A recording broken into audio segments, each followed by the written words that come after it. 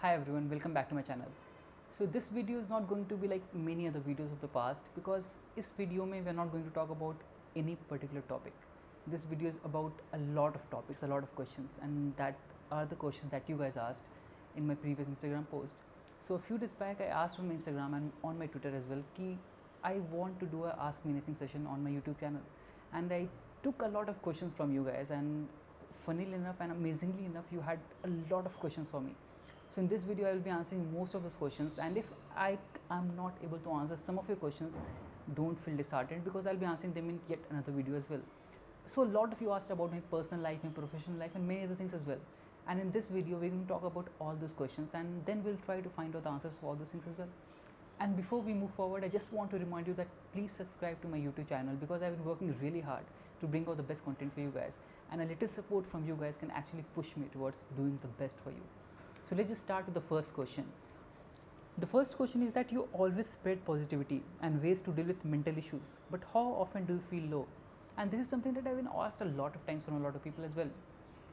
Then people often tell me that you are an emotional intelligence life coach, you are a self-help author. So how often do you feel sad? How often do you feel low? And the answer to that question is as much as you do, because I am not a different person than you are. I am just another human just like you, and I too have a lot of emotions like happiness, sadness, anxiety, stress, everything I face as well, everything I feel as well. But the thing about being an emotional intelligence coach is that it tells me and it helps me to be aware of all those emotions. So when I tell people and help people to deal with their emotions in a much better way, that's all about understanding those emotions, being aware of them, and then taking some actions towards living a much peaceful life. And those things I'm able to apply in my own life as well. So it's very much important to understand that no one in this world can get rid of the emotions, and I'm just another human just like you. And I too feel stressed, I too feel happy, I too feel sad, I too feel anxious at times, and it's just much more important for us to be aware of all those things and take some important actions and reactions towards it. So that was the first question. The second question is that I have been feeling very lonely for a while and I cannot find the reason myself. So it's very much important for you to understand that loneliness cannot actually exist alone. You have to have some certain reactions, some certain past history that is actually forcing you to feel loneliness, to feel anxiety, or to feel stressed at any particular point of time. So it's very much important for you to figure out what is really troubling you, what is the thing that you have been running from. And if you are not able to do that, I think talking to a therapist, talking to a coach, or talking to any mental health practitioner would actually help you towards finding the reason and then working towards it. The third question is that how to get over someone who is someone else's and you probably have no chance with them. So I think this is something, again, a very common question that people often face, that people fall in love, or people actually fall in love with certain someone who cannot have any chance with them. And in that particular case, a certain amount of hope is what makes us feel linked towards that particular person. So it's very much important for you to be aware of that particular hope that you're clinging on to. And the moment you become aware of that particular hope and then match it with the realistic thing, you'll be able to finally find out that this is not the thing that will work out for me. And hence, once that hope goes away, you'll be able to make much more rational decisions towards it. Another question is how to deal with failures.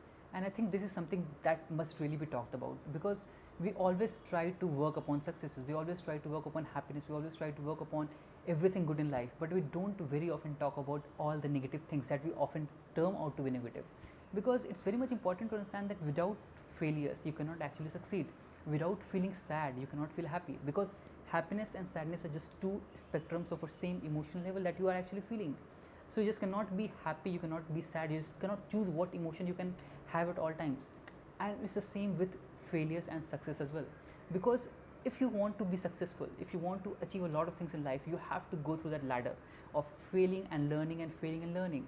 And the moment and the more you fail, the more you try out new things, the higher are your chances of actually learning new thing, the higher are your chances of actually succeeding in that particular thing. So this is something that I've talked about in a lot of my videos and a lot of my tweets as well, that life is very similar to probability, and the more you try, the higher are your chances of success.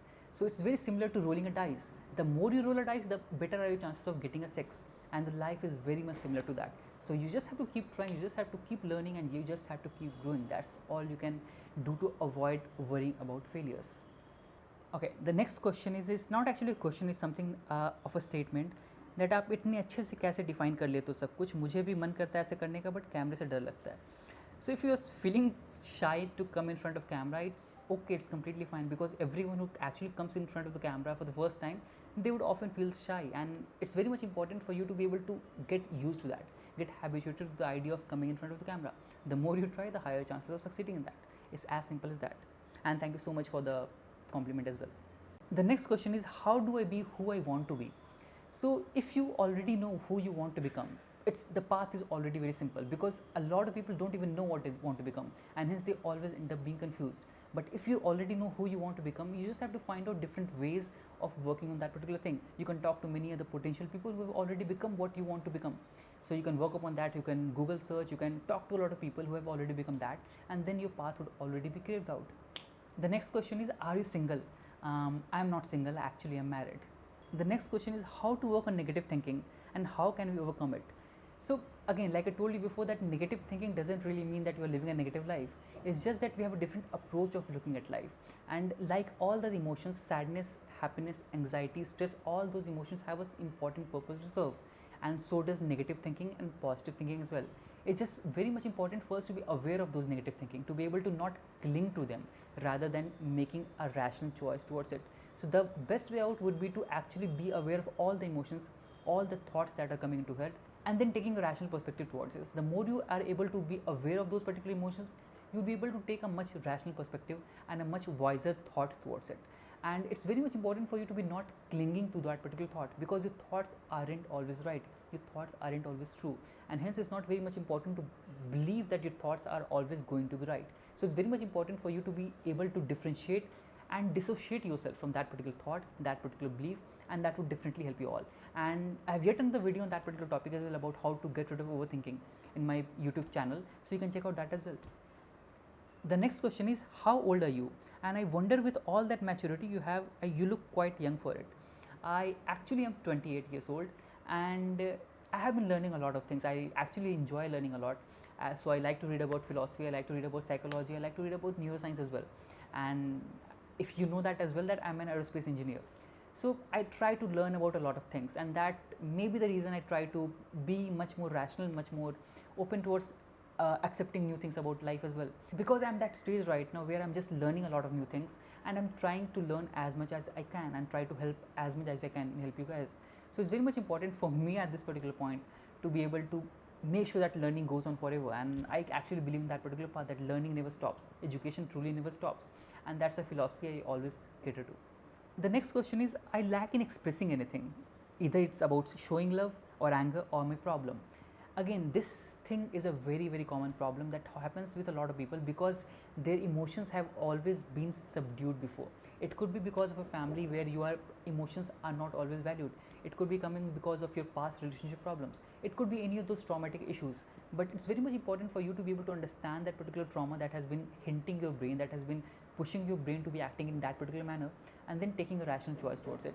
The more you're able to understand your trauma, the better are your chances of actually understanding yourself, understanding your emotions, and then taking a rational decision towards it. The next question is that, when did you feel that your wife is the perfect partner for you? I think it takes a lot of time for you to be able to understand and come to that particular conclusion, because you have to understand each other, you have to know each other, you have to actually work with each other. And luckily enough, I found someone who was able to understand me and work with me mutually, so that I can work on myself, so that she can work on herself, and then we both are mutually growing in our lives. So that's something really amazing for me. The next question is, why don't you make your YouTube videos in Hindi?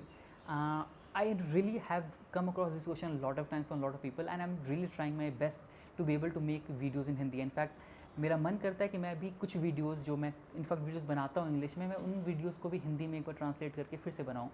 And if you think that I should make more videos in Hindi, please do let me know in the comment section down below, so that I can work much more on it.